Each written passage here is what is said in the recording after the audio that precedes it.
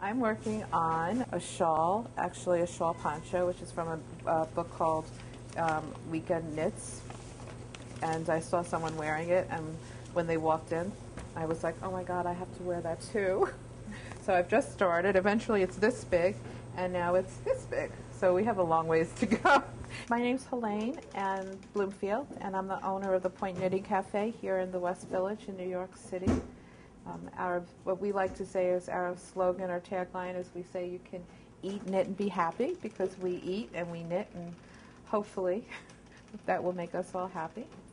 It can be very stressful and not stressful. So if you're into like really intense knitting projects with big patterns and lots of colors, and it can be a little bit more stressful. But I think that anything by nature with working with your hands becomes less, helps you de-stress. And I think also the counting, just sort of the pattern and the rhythm.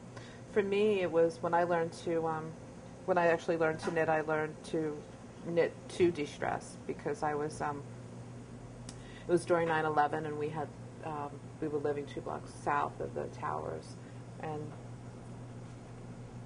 I was displaced for a long time, about 4 or 5 months. And during that time period, I had my young son with me, and I would stay up all night and watch like MSNBC, which was totally frightening. I taught myself to knit, and so I sort of knitted my way through that whole time period, and scarf after scarf, all the same yarn, all different colors. Everyone that I knew got the same scarf, and from there I graduated and did other things. But it really helped me to sort of take my mind off of things and almost get into a little bit of a meditative state. And for me now, it's like whenever I have a lot going on, I feel better if I'm just sort of sitting and like doing what I'm doing now. I am talking to you.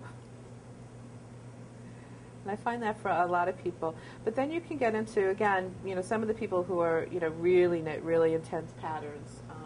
Things like, this isn't too intense actually, but when you start to mix colors and you have to do a lot of counting, and you're carrying carrying a lot of yarn at the same time, like different colors, and looking at charts and patterns, it's not the most relaxing thing in the world. I think the relaxing and the enjoyment comes from when you're wearing it, when you're finished.